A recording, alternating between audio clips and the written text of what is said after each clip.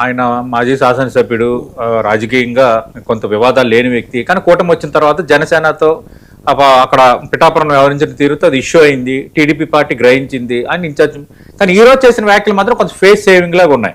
ఎందుకంటే తెలుగుదేశం పార్టీకి సంబంధించి ఆయన మాట్లాడొచ్చు, వ్యక్తిగతం అంటూనే ఆ విధంగా మాట్లాడటం అనేది ఇది క్లియర్ కట్ గా బోండా ఉమాకు కౌంటర్ లాగా ఉంది. ఎస్వీఎన్ వర్మకి తెలుగుదేశం పార్టీకి నేను అడుగుతున్న ఒక ప్రశ్న ఏంటంటే, బోండా ఉమాకి షోకాజ్ నోటీస్ పంపిస్తారో వివరణ అడుగుతారో, యూ హ్యావ్ సచ్ రైట్. ఎందుకంటే ఆయన తెలుగుదేశం పార్టీ శాసనసభ్యుడు. ఆయన మాట్లాడింది మీకు అభ్యంతరకరంగా అనిపించింది కాబట్టి ఆయన అంబటి రాంబాబు మాజీ మంత్రి గతంలో చంద్రబాబు నాయుడుపై వ్యాఖ్యలు చేశారు, అంబటిని బ్యాన్ చేయాలన్నంతగా ఒక కాంటెస్ట్ టీడీపీ తీసుకుంది కాబట్టి ఆయనతో చట్టాపట్టాలు వేసుకున్నారు కాబట్టి అది ఒక అభ్యంతరకరంగా ఉంది కాబట్టి మీరు వివరణ అడిగి ఉండొచ్చు. ఒక సభలో పాల్గొన్నారు కాబట్టి వాళ్ళతో కలిసి. మరి బోండా ఉమాకి నోటీస్ పంపించేటప్పుడు నేను అడుగుతున్న ప్రశ్న ఏంటంటే, జ్యోతుల నెహ్రూ, వంగవీటి రాధా కూడా నోటీస్ పంపించాలి. జ్యోతుల నెహ్రూ, వంగవీటి రాధాకి ఎందుకు నోటీస్ పంపించాలి? జక్కంపూడి రాజా గోదావరి జిల్లాలో ముద్రగడ సంతాప సభ నిర్వహించారు. ముద్రగడ సంతాప సభ జక్కంపూడి రాజా నిర్వహించాడు. జక్కంపూడి రాజా వైఎస్ఆర్ కాంగ్రెస్ పార్టీ మాజీ శాసనసభ్యుడు. ఆయన నిర్వహించిన కార్యక్రమానికి తెలుగుదేశం పార్టీకి చెందిన జ్యోతుల నెహ్రూ, తెలుగుదేశం పార్టీకి చెందిన వంగవీటి రాధా హాజరయ్యారు. మరి వారికి కూడా షోకాజ్ నోటీస్ పంపిస్తారా? వారికి కూడా వివరణ అడుగుతారా? అక్కడ తోట త్రిమూర్తులు, బొత్స సత్యనారాయణ, చాలా మంది వైఎస్ఆర్ కాంగ్రెస్ పార్టీ నేతలు కూడా వచ్చారు. మరి వాళ్ళ పక్కన కూర్చున్నారు, వీళ్ళు వాళ్ళతో కలిసి భోజనం చేశారు, వాళ్ళతో కష్టం సుఖం పంచుకున్నారు. మరి వాళ్ళిద్దరికి కూడా పంపిస్తారా? అంబటి రాంబాబుతో బోండా ఉమా కూర్చోవటం తప్పే మీ దృష్టిలో, అంటే వైసీపీ నేతలతో ఉండటం. మరి అదే జ్యోతుల నెహ్రూ, అదే వంగవీటి రాధా తెలుగుదేశం పార్టీ నేతలు వాళ్ళతో వేదిక పంచుకున్నారు కాబట్టి వాళ్ళకి కూడా మీరు వివరణ కోరుతారా? రాజమండ్రి సభ ప్యూర్లీ వైసీపీ, మీరు చెప్తున్నట్టుగా జక్కంపూడి రాజా వైసీపీ మాజీ ఎమ్మెల్యే నిర్వహించిన సభ.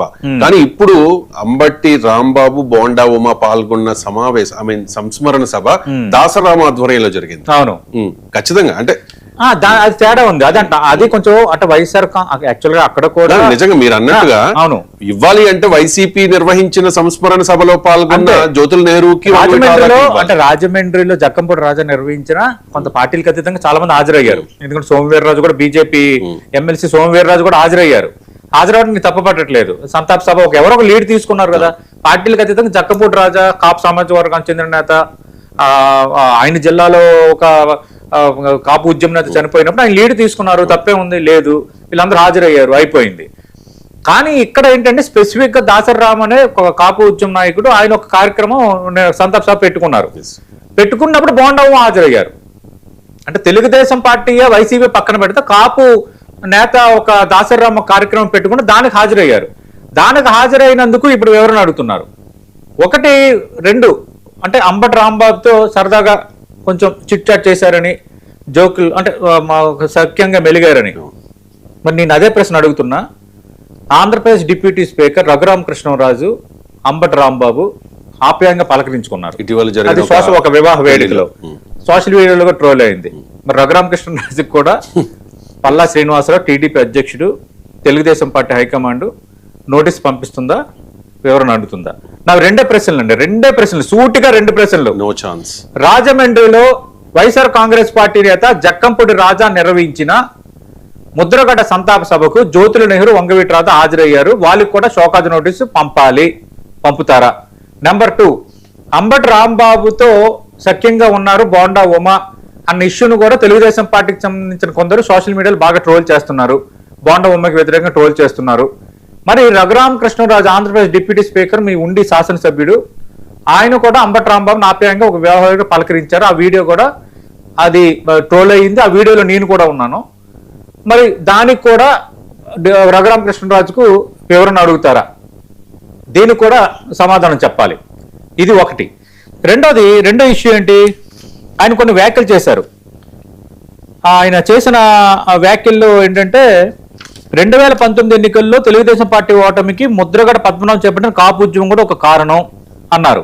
నాకు తెలిసి తెలుగుదేశం పార్టీకి దాని మీద అభ్యంతరం లేకపోవచ్చు, ఎందుకంటే అది కూడా ఒక కారణం అయింది కాబట్టి వాళ్ళకి తెలుసు రాజకీయంగా. అయితే ఇప్పుడు తెలుగుదేశం పార్టీని ఒప్పించిన అంశం ఏంటంటే, తెలుగుదేశం పార్టీని డిఫెన్స్ లో పెట్టిన అంశం ఏంటంటే కాపు సామాజిక వర్గానికి చెందిన అంశాలపై మరింత దృష్టి పెట్టాలి ఒకటి. రెండోది బోండమ్మ మాట్లాడింది కాపు వర్గంలో అసంతృప్తి ఉంది. అవును, ఎస్, అసంతృప్తి ఉన్నమాట వాస్తవం.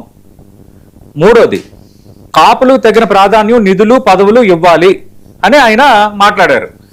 అంటే ఆయన ఒక తెలుగుదేశం పార్టీ శాసనసభ్యుడిగా మన పార్టీ గతంలో ఈ విధంగా మనం వ్యవహరించాము, దానివల్ల మూల్యం చెల్లించాము, కాపులు అసంతృప్తిగా ఉన్నారు, వాళ్ళని సంతృప్తి పరచాలి, 5 కోట్ల మంది ఉంటే 5వ వంతు 1 కోటి మంది కాపు ఓటర్లే ఉన్నారు అని ఒక శాసనసభ్యుడు తమకు మన ఓట్ బ్యాంక్ మిస్ అయ్యే ప్రమాదం ఉంది అని ఒక సలహాపూర్వకంగా మాట్లాడకూడదా? అంతా బాగుందని మాట్లాడాలా? దానికి షోకాజు నుంచి పంపించారు. దానికి నేనేం తప్పు మాట్లాడాను, నేను ఎందుకు మాట్లాడానని బోండమ్మ అంటున్నారు. నేను అదే అంటున్నా, ఇప్పుడు అది ఎంతవరకు కరెక్ట్ అవుతుంది? తారకరత్న చనిపోయినప్పుడు చంద్రబాబు నాయుడు, విజయసాయి రెడ్డి పక్కపక్కన కూర్చున్నారు. అంటే అవన్నీ సహజంగా జరిగే కొన్ని పరిణామాలు.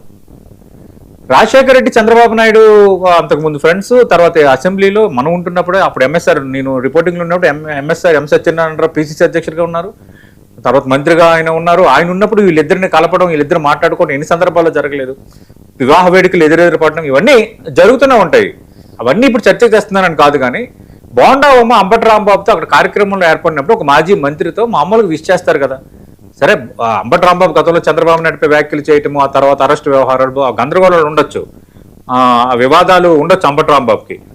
కానీ మరీ మనం పలకరించుకున్నంతగా బ్యాన్ చేసినట్టుగా ఉండాలి. అది ఒక కాపు ఉద్యమ నేత ముద్రగడ్డ సంతాప సభలో. అందుకని నేను ఇందాక అడిగిన ప్రశ్నలకు మాత్రం ఖచ్చితంగా తెలుగుదేశం పార్టీ సమాధానం చెప్పాలి.